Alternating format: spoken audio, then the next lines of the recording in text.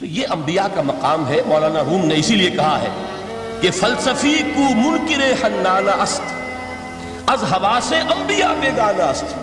فلسفی اور عقلیت پرست انسان وہ تو حنانہ کا انکار کر دے گا، کیسے ممکن ہے سوکھا تنا اور اس کے اندر سے بچے کی طرح بلکنے کی آواز آئے.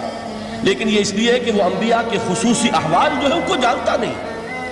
اس قسم کے خرق عادت واقعات حضور کی زندگی میں بھی بے شمار ہیں، لیکن حضور کا وہ معجزہ جس میں تحدی کے ساتھ چیلنج کے انداز میں کہا گیا کہ آؤ مقابلہ کرو، وہ صرف اور صرف قرآن ہے. چنانچہ آپ سورہ بنی اسرائیل میں دیکھیں گے قُلْ لَئِنِ اجْتَمَعَتِ الْإِنسُ وَالْجِنُّ عَلَىٰ أَن يَأْتُوا بِمِثْلِ هَٰذَا الْقُرْآنِ لَا يَأْتُونَ بِمِثْلِهِ وَلَوْ كَانَ بَعْضُهُمْ لِبَعْضٍ ظَهِيرًا. اے نبی چیلنج کر دیجئے، اگر تمام انسان اور تمام جن مل کر یہ چاہیں کہ اس قرآن جیسی کوئی تصنیف کر دیں، تو چاہے وہ ایک دوسرے کا کتنی بھی اس میں مدد کریں اور تعاون کریں، وہ ہرگز قرآن جیسی کتاب تصنیف نہیں کر سکتے. اس سے آگے بڑھ کر یہ بات کہی گئی، اچھا پورا قرآن نہیں لا سکتے، اس قرآن کی طرح کی 10 صورتیں ہی تصنیف کر لو. جب اس کا بھی جواب نہیں دیا گیا تو جسے کہتے ہیں برسبیل تنزل، اور پنجابی میں کہتا ہے کہ برے کو گھر تک پہنچانا، وہ برے کو گھر تک پہنچانے کے لیے فرمایا ایک صورت ہی بنا لاؤ. یہ سورہ ہود میں اور سورہ یونس میں یہ مضمون آیا، اور پھر سورہ بقرہ میں ہجرت کے بعد جو پہلی صورت نازل ہوئی اس میں پھر اس کو دوہرا دیا گیا. وَإِن كُنتُمْ فِي رَيْبٍ مِّمَّا نَزَّلْنَا عَلَىٰ عَبْدِنَا فَأْتُوا بِسُورَةٍ مِّن مِّثْلِهِ وَادْعُوا شُهَدَاءَكُم مِّن دُونِ اللَّهِ إِن كُنتُمْ صَادِقِينَ. کہ اگر تمہیں کوئی شک ہے اس کتاب کے بارے میں جو ہم نے نازل فرمائی ہے، شک کیا ہوگا؟ شک اسی بات میں ہوگا کہ شاید یہ محمد کا اپنا کلام ہے صلی اللہ علیہ وسلم، یا کوئی اور انسان ہے جو انہیں سکھا پڑھا رہا ہے. اگر تمہیں اس نوعیت کا کوئی شک ہے تو اس جیسی ایک صورت بنا لاؤ. فَأْتُوا بِسُورَةٍ مِّن مِّثْلِهِ.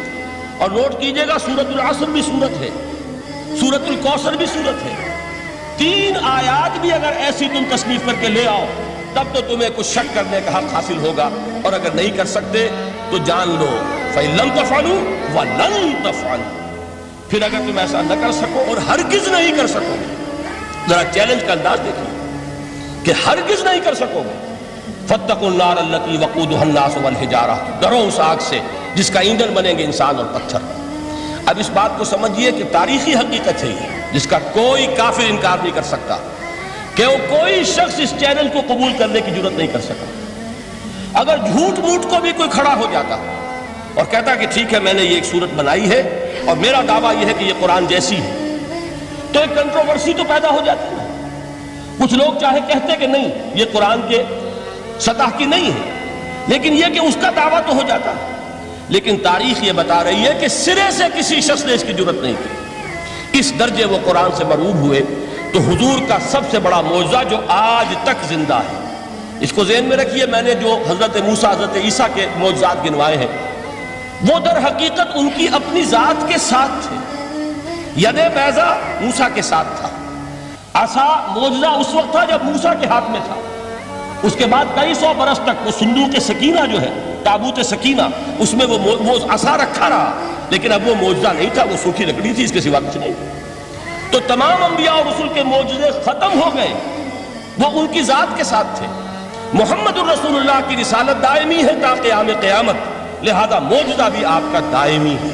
وہ معجزہ آج بھی موجود ہے.